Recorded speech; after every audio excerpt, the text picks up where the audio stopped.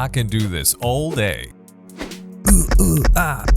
Okay, maybe I can't do this all day, but Captain America sure can. Aside from taking beatings and dishing them right back, Steve Rogers has had some amazing stories over the years. The Star-Spangled Avenger first hit the comic book scene back on the 20th of December 1940 in his very own comic series. Since then, he has featured in hundreds, if not thousands of comic books. But there is one particular comic run that dwarfs all the rest. And I'm here to tell you why it's simply iconic. Maybe the best of them all. And most importantly, the writer understands Captain America. Welcome back, my fellow comic book friends, to Comic Casper. This is another spoiler-free comic book review, so let's kick it.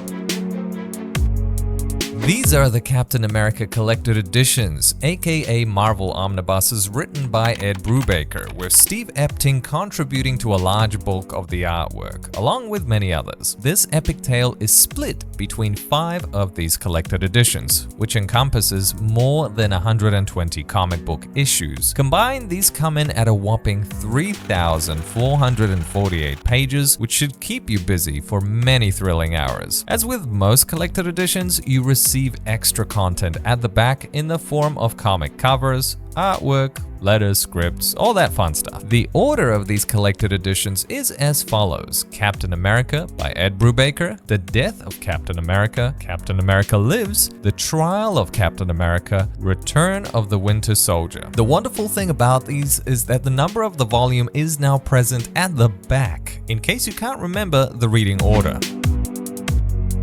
Now that we have the boring stuff out of the way, what makes this comic run so good?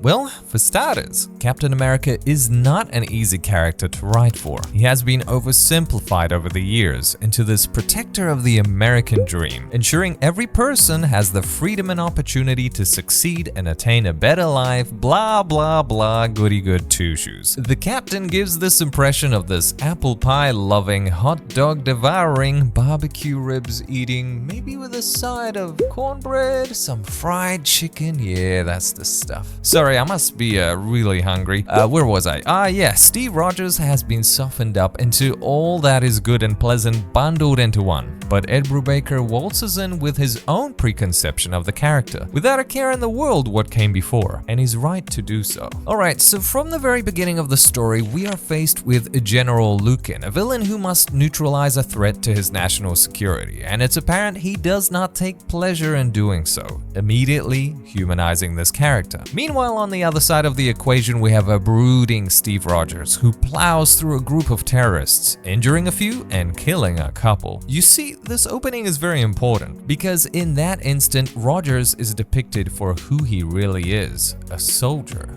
Because he has to be. It feels right and perfectly aligns with his origin story as a super soldier. Steve is the other side of the coin. His killings all of a sudden absolve him of any oversimplification as a hero. He's a killer, in a way like his opposition, also protecting what is important to him, which is his country and his people. Now, perhaps the terrorists were collateral damage and his decisions saved lives, but he's still killed like a soldier does. Regardless, it's an honest approach to the character that is grounded in a pragmatic worldview where America isn't just home of the blueberry pies, cheeseburgers, Chicago-style pizza. Oh man, how about some of that Reuben sandwich? Propaganda information, especially of a biased or misleading nature, used to promote a political cause or point of view. You can bet your bottom dollar Captain America was commonly used as one hell of a propaganda machine. Most notably his origins during the Second World War. He even got to punch that nasty mustache dude, which is also alluded in the series. Brubaker takes a different approach. He takes the opportunity to explore the American psyche, specifically the character of Steve Rogers and his supporting cast who become players in a subtle examination of the current political woes facing the superpower. Before I go down the rabbit hole any deeper, it's interesting to read the history of Captain America framed by Brubaker as a metaphor for recent American history. Take for example, the image of Captain America's serum, the key to America's victory in the Second World War, turning slowly to poison in Jack Monroe's veins. Oh, who's Jack Monroe, you ask? He's a character whose origin has had a complex series of retcons in Marvel Comics, but just go with it for now. Oh, and his story was downright amazing in this run. Anyways, the poison was corrupting him during the post-war period and making him see enemies where none existed, during the era of McCarthyism and the witch hunts. Just quickly, what was McCarthyism? Well, it is also known as the Second Red Scare. It was the political repression and persecution of left-wing individuals and a campaign spreading fear of alleged communist and Soviet influence on American institutions and of Soviet espionage in the United States during the late 1940s through to the 1950s. Yeah. Brubaker carefully and slowly deconstructs the American version of historical events, itself a distortion of the truth, which then ties nicely into some of the storylines within the series. The collection opens up with some striking events that you gotta experience for yourself, and a fitting bit of symmetry since the initial collection ends with something striking. 2. You could also say the symmetry is reminiscent of a cube. Ooh, see what I did there? In this modern era, Captain America finds himself up against a faceless combination of corporations and terrorist cells. The world is not as simple as it used to be. The enemies of America can no longer be spotted from afar. They don't sport a noticeable red skeletal head anymore or parade down the street spouting their hate speech. No. Instead, they could blend in amongst us, among our leaders and those who hold influence. See, this is why I love Brubaker. When he gets an opportunity to write a comic book centered around a hero, he paints a clear picture of what it would be like in the real world. Brubaker strips away the ideology from Captain America's foes, one at a time, perhaps reflecting the era in which we live. Brubaker clearly identifies the character of Red Skull as a cynical and jaded villain, using any ideology that may lead him to his ultimate goal, therefore attempting to distance the Red Skull and the philosophy of those Hugo Boss-wearing dudes back in the 1930s and 40s. Even Lucan, with his dreams of a socialist republic, is a man who seems oddly deprived of any sort of underlying political ideology, and instead looks to enlarge his own company. A very capitalist move if you ask me, and a fitting one for these modern times. As much as I admire the character of Steve Rogers, the supporting cast gets as much characterization, if not more, than our star of the show, making us truly care about this world and everyone in it. I guess you could say that's the world building done right. Brubaker has this ability to make me love Sharon Carter as much as Steve does. He just seems to understand her and the important place she has, not just as a supporting character, but a strong, intelligent, resilient, and beautiful woman that shares this challenging life with a Cap. Sharon and Steve are depicted as a true couple here, one that shares their deepest and darkest fears and relishes in spending their time together engaging in simple activities, throwing out the odd flirtatious comment here and there. You feel like you want to be part of that love. Steve seems protective, caring, and solid as a rock, whilst Sharon comes across as the voice of reason, a great listener and kind. It's apparent the love that binds them is strong, and it becomes more apparent as the story progresses. Giggity. Now, obviously, these complex and fascinating relationship dynamics transcend into other characters, such as the Red Skull, Alexander Lukin, Cynthia Schmidt as Sin, Brock Rumlow as Crossbones, Sam Wilson as the Falcon, Joseph Chapman, and Jacqueline Falsworth, also known as Union Jack and Spitfire, Natasha Romanoff as the Black Widow, and of course, the Winter Soldier, but more on him later. The character of Captain America can be fundamentally misunderstood, even by those writing him.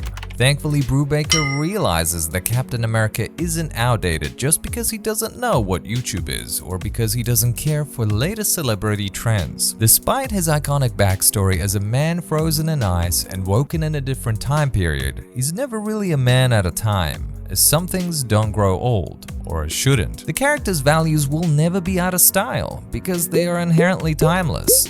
The whole point of having the character frozen and defrosted was to indicate that it was America which moved on away from these core values, not that Steve Rogers was left behind like a museum piece.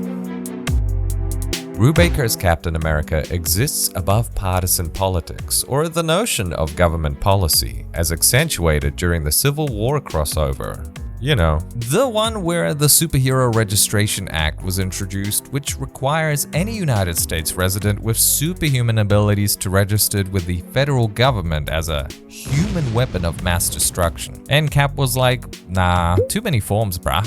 And things got pretty wild from there. If you read the Marvel event or watched the movie Captain America Civil War, you will know Captain America loves his country and his people, but doesn't necessarily trust politicians. This is a smart move, which associates the character with the underlying identity of America, rather than with any administration or political perspective. Still, the character is inherently political, and of course, Brubaker populates the books with references to the political alienation, sometimes being subtle, and sometimes is right on your face. This can come across as undermining American credibility in the world and showcases the fierce political infighting which takes place in the comics, such as the previously mentioned Civil War. Something important to note is Brubaker's reinvention of the character of Bucky, aka Winter Soldier, the former sidekick to Steve Rogers. As reimagined by Brubaker, Bucky is, well, this will sound weird, but he is American foreign policy, and when you read it, you'll see why. He is introduced as a young boy sold to the public as a happy-go-lucky, optimistic, and innocent young kid, but forged by necessity into something far more sinister. A deadly weapon, now twisted by those opposed to America into something horrifying and obscene. The Winter Soldier is without a shadow of a doubt one of the greatest characters to be inserted into Marvel comic book lore in recent years. There is so much I could say about this character, but it's best I leave it to you to experience it yourself.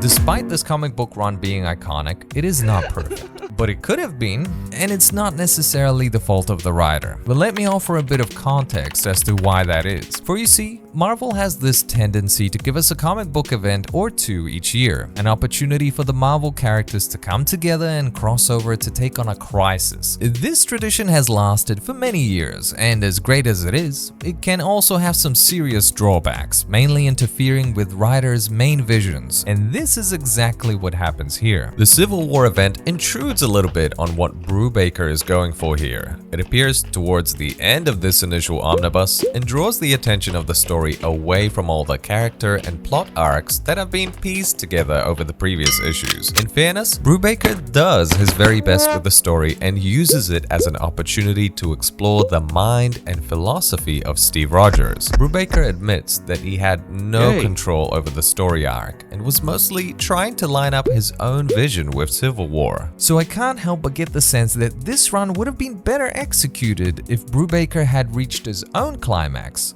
on his own terms. The other thing that lets this run down is how the story of Captain America seems to falter in the final volume. But don't fret, all is not lost, because the Winter Soldier manages to revive some of that energy and charm in the final chapters. Now, I've rambled on about politics, symbolism, and delicious food. Donuts. But how about the art? Well, Steve Epting does contribute significantly to the look and feel of the comic, especially in the very beginning of the run. In short, Epting's art is noir, but in bright colors. I know that seems simplistic, but it is true. Epting is clearly greatly influenced by early black and white noir comics. You can see this in his heavy use of shadows and scratchy pen detail. That shadow work combines with a near photorealistic style to create a cool noir vibe with the bright colors and hyperboles from action-orientated comics. Characters are not drawn with exaggerated physiques, a noir staple. Despite this bit of minimalism, his art never feels understated. In essence, Epting's art serves as a bridge between the early 19th century noir aesthetics and the modern style we know and love. Before reading this run, my knowledge of Steve Epting was non-existent, but after it, I gained a massive amount of respect for him. Epting and Brubaker created the Winter Soldier and pieced together a character-defining run for Captain America. Despite Epting being the MVP here, it would be remiss of me not to mention some of the other artists. Butch Guice, who contributed significantly, offered some delicate and highly detailed inks and has been known to refine his work over the years. Luke Ross, whose inking can be quite dramatic at times, and his perspectives are pretty great. I also enjoyed Scott Eaton's artwork. I think it has something to do with his symmetry and how he gives his characters this strong presence throughout the panels. There's obviously many more talented artists, but these are some of the few that come to my mind.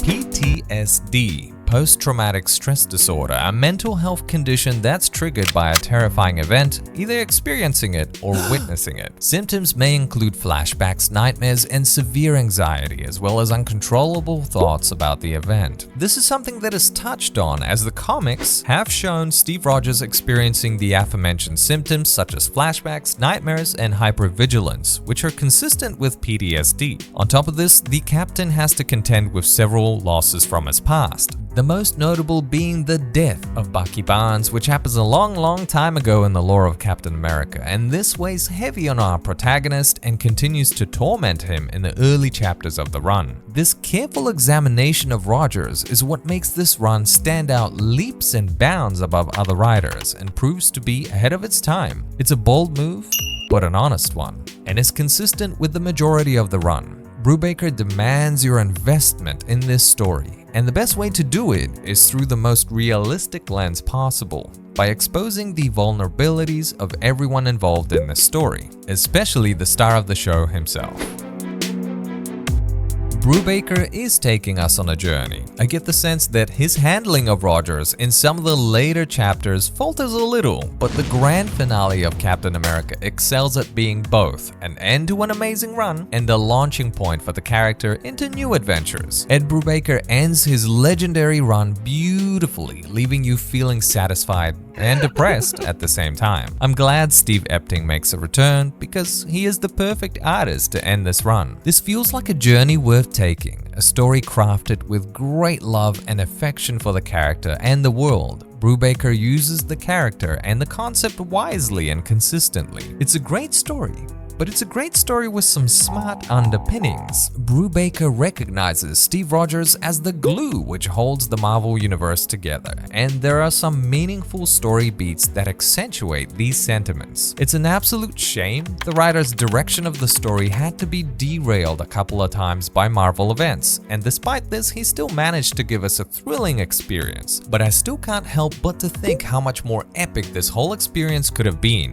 if the man was given the appropriate space to cook. This legendary run includes 8 years worth of comic book material. Since then, Brubaker has moved on, cementing his place at Image Comics, proving to us this run of Captain America was not a stroke of luck, but skill. We have seen this time and time again in the countless stories he has pieced together.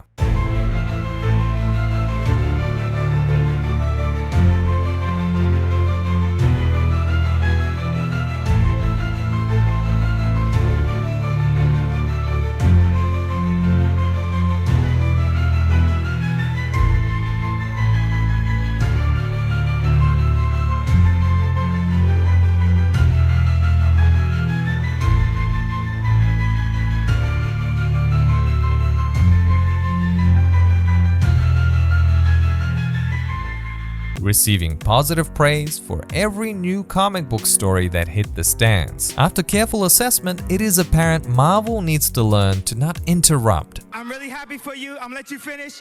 A master writer at work. This piece of work was a prime example of a cautionary tale. But it wasn't the only one. I mean, there was Jonathan Hickman's X-Men, and I'm sure we will never know the truth about why he left it so incomplete. But chances are it had something to do with the disruption of his vision. Putting that small gripe aside, Captain America by Ed Brubaker is by far one of the greatest runs on a superhero book of this generation, and perhaps one where the writer truly understands who Captain America is and what he means to the Marvel Universe. This wasn't a book about a man at a time, cracking skulls, even the red ones. Captain America is one of the great American symbols, and in some ways he even transcends this. A attempting to be a beacon of hope for humanity itself. Nobody in the foreseeable future will be able to touch what Ed Brubaker has done here, but I would happily be proven wrong. I want to thank you all for taking the time to watch this video, and I also want to thank you guys for allowing this channel to exceed 1,000 subscribers. It definitely feels a lot less lonely in the comments section, so I really appreciate it. Thank you.